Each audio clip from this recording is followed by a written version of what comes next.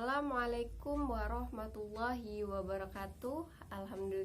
Alhamdulillahirabbil alamin. Wassalatu wassalamu ala asrofil anbiya'i wal mursalin wa ala alihi wa sahbihi ajmain. Amma ba'du. Pertama-tama marilah kita panjatkan puja dan puji syukur kita kepada kehadirat Allah Subhanahu wa taala atas berkat dan ridhonya untuk kita pada pagi hari ini. Dan untuk kedua kalinya, sholawat serta salam marilah kita haturkan kepada junjungan kita Nabi besar Nabi Allah Muhammad Sallallahu Alaihi Wasallam. Semoga kita diberikan syafaatnya kelak di yaumil akhir nanti. Perkenalkan, nama saya Rofiqah Malasari, NPM 1901012036 dari kelas A semester 3. Di sini saya akan mempraktekkan video pembelajaran dengan MK strategi pembelajaran. Marilah kita simak video pembelajaran berikut ini. Selamat menyaksikan.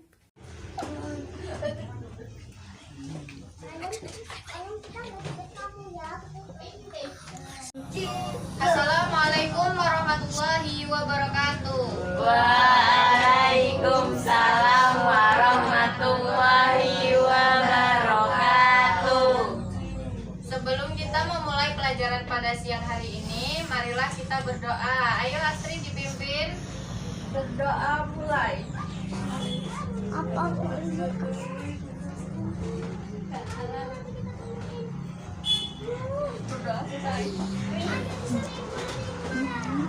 Sebelum menjelaskan materi selanjutnya, Ibu akan mengabsen dulu ya.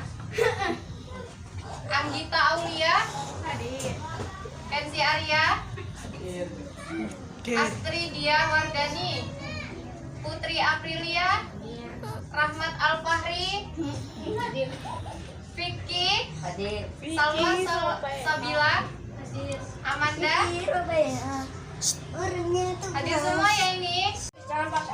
Baik, Ibu akan memulai dengan materi selanjutnya, yaitu mengenal kitab-kitab Allah Subhanahu wa taala. Yang pertama yaitu Taurat, Injil, Zabur, dan yang terakhir yaitu Al-Qur'an. Beriman, iman adalah suatu keyakinan atau kepercayaan bagi umat manusia. Beriman kepada kitab-kitab Allah merupakan rukun iman yang ketiga. Kitab Allah adalah wahyu Allah yang diturunkan kepada Rasul penerimanya dan telah dibukukan. Sedangkan wahyu Allah yang diterima kepada Rasul dan belum dibukukan disebut dengan suhuf. Di antara para Rasul, penerima suhuf adalah Nabi Ibrahim dan Nabi Musa. Umat Islam wajib dipercaya dan meyakini dengan sungguh-sungguh semua kitab yang telah diturunkan oleh Allah Subhanahu wa taala kepada para rasulnya. Yang pasti, 4 kitab tersebut ialah Taurat, Zabur, Injil, dan Al-Quran. Taurat diturunkan kepada Nabi Musa alaihissalam sebagai pedoman hidup bagi kaum Bani Israel.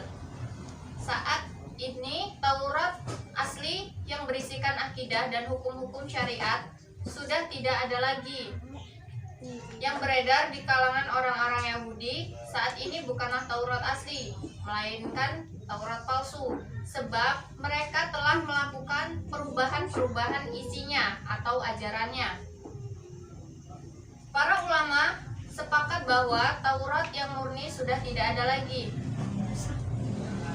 Yang kedua yaitu kitab Zabur, diturunkan kepada Nabi Daud alaihissalam, yang diwahyukan dalam bahasa Kipti dan diperuntukkan bagi Bani Israel. Nabi Daud hanya diperintahkan oleh Allah Subhanahu wa taala untuk mengikuti syariat Nabi Musa.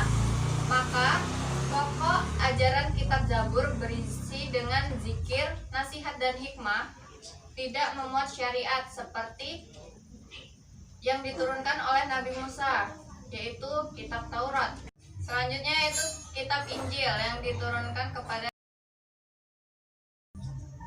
yang menjelaskan tentang keterangan-keterangan benar dan nyata, yaitu perintah-perintah Allah Subhanahu wa taala agar manusia mengesahkannya dan tidak menyekutukannya. Yang terakhir itu adalah yang diturunkan kepada Nabi Muhammad SAW yang berupa kitab terakhir Al-Quran atau kalam Allah, diturunkan melalui perantara malaikat Jibril dalam bahasa Arab dan diperuntukkan bagi seluruh umat manusia di dunia. Membaca Al-Quran merupakan ibadah dan akan memberi syafaat bagi pembaca atau yang mendengarkan di akhirat nanti. Al-Quran juga merupakan mukjizat Nabi Muhammad SAW yang terbesar. Al-Quran merupakan mukjizat sebab masuk melemahkan orang-orang kafir Quraisy yang senang membuat syair-syair yang dibuat oleh orang kafir Quraisy ketika itu tidak mampu menyaingi keindahan lafaz-lafaz pada Al-Quran. Konsep Al-Quran berasal dari bahasa Arab qara'a, berarti bacaan.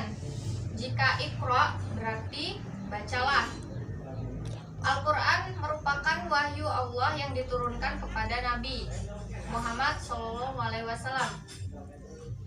Al-Quran merupakan penyempurna kitab-kitab sebelumnya, kitab-kitab terdahulu, sehingga dapat disimpulkan bahwa isi dari Al-Quran tidak bertentangan dengan kitab-kitab yang sebelumnya. Sebaliknya, isi dari kitab terdahulu terkandung dalam Al-Quran. Jadi dia jadi satu di dalam Al-Quran.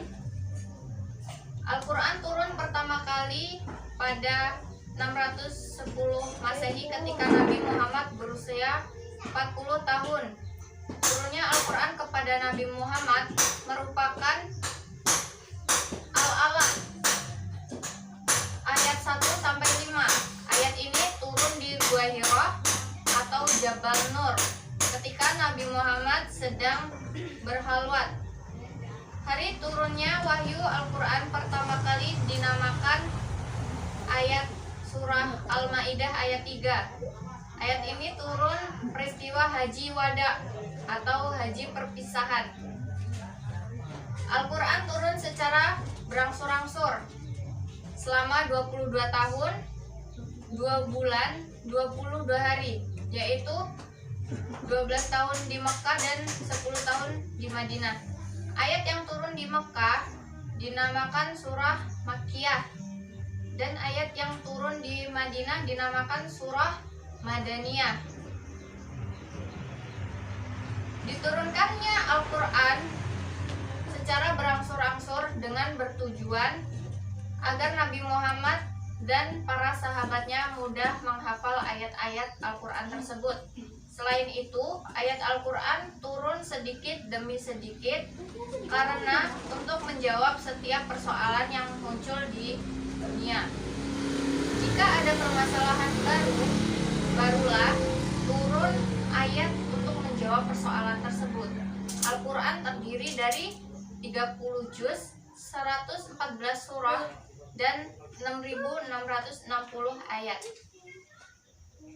Al-Quran memiliki beberapa nama juga, yaitu Az-Zikr artinya peringatan, Asy-Syifa artinya obat atau penawar, Al-Huda artinya petunjuk, Al-Bayan artinya penjelas, An-Nur artinya cahaya, Al-Kitab artinya tulisan, Al-Furqan artinya pembeda, dan Al-Hakim artinya pemutus perkara. Sebagai pedoman hidup manusia yang telah disempurnakan, isi Al-Quran sangat lengkap, meliputi seluruh aspek kehidupan. Kandungan Al-Quran itu ialah yang pertama, keimanan atau tauhid, yaitu Al-Quran berisi tentang Allah, malaikat, kitab Allah seperti yang sedang kita jelaskan, nabi dan rasul, hari kiamat, serta qada dan qadar. Yang kedua yaitu ibadah. Manusia diciptakan tidak lain hanyalah untuk menyembah Allah Subhanahu wa taala. Seperti misalnya ibadah sholat, zakat, puasa, dan haji. Bahkan tata cara bersuci pun ada di dalam Al-Quran. Yang ketiga yaitu ilmu pengetahuan. Dalam Al-Quran banyak memuat ilmu pengetahuan yang mendukung kemajuan teknologi saat ini. Selain itu memuat ilmu-ilmu kesehatan, astronomi, pertanian, dan sebagainya. Yang keempat yaitu hukum alam, seperti hukum perkawinan, jual beli, mencuri, berzina, dan lain sebagainya. Yang kelima, Al-Quran berisi tentang berita, yaitu seperti beriman akan masuk surga dan orang yang ingkar terhadap Allah dimasukkan ke dalam neraka. Yang terakhir yaitu berisikan tentang sejarah para nabi, orang saleh maupun orang-orang yang mendurhakai Allah telah dimuat di dalam Al-Quran menjadi satu, dan kita dapat mengambil hikmahnya sebagai teladan di dalam hidup kita. Yang selanjutnya yaitu kita akan membahas adab membaca Al-Quran. Yang pertama, suci badan, tempat, dan pakaian dari hadas kecil dan hadas besar. Kemudian berwudu terlebih dahulu. Ketiga, menghadap kiblat. Yang keempat, membersihkan mulut terlebih dahulu seperti menggosok gigi, bersiwak, dan lain sebagainya. Menghadap kiblat, kemudian membaca ta'awudz, yaitu a'udzubillahi minasyaitonirrajim dan basmalah, bismillahirrahmanirrahim. Kemudian membaca dengan tartil agar semuanya berjalan dengan baik dan benar, agar indah didengar juga ya. Kemudian yang ketujuh, tidak sambil bergurau, karena di dalam Al-Quran tidak ada buat bercandaan itu tidak diperbolehkan, karena ujung-ujungnya akan berdosa. Yang terakhir yaitu setelah selesai membaca Al-Quran tersebut kita akan membaca tasdik, yaitu shadaqallahul adzim. Sekian, ini sudah paham semua anak-anak? Paham. Oke, siap. Sekarang kalau sudah paham, Ibu mau tanya, kitab-kitab yang Allah turunkan yang wajib kita imani. Taurat, Terus? Injil, Zabur, Al-Quran. Oke, sip. Sudah ya? Ini kan sudah ya, sudah Ibu jelaskan, sudah tanya jawab juga. Jadi Ibu akan membagi kelompok. Ini di kelas ada berapa orang? 8 ya, berarti dua-dua ya, dibagi dua-dua. Jadi kan ini kitabnya ada 4. Sebelah sini Taurat, Zabur, Injil, dan Al-Quran. Jadi dikerjakan di rumah masing-masing sesuai kitabnya ya. Sekian pelajaran kita pada siang hari ini. Kita akhiri dengan hamdalah. Alhamdulillahirabbil alamin. Sekian dari Ibu. Ibu akhiri. Wassalamualaikum warahmatullahi wabarakatuh. Waalaikumsalam warahmatullahi wabarakatuh. Nah, itu tadi video pembelajaran strategi ekspositori tentang iman kepada kitab Allah. Semoga video tadi bermanfaat bagi teman-teman sekalian. Mohon maaf apabila ada kesalahan dan tutur kata yang kurang baik di dalam video pembelajaran tersebut. Saya Rofiqah Malasari mengundurkan diri. Wassalamualaikum warahmatullahi wabarakatuh.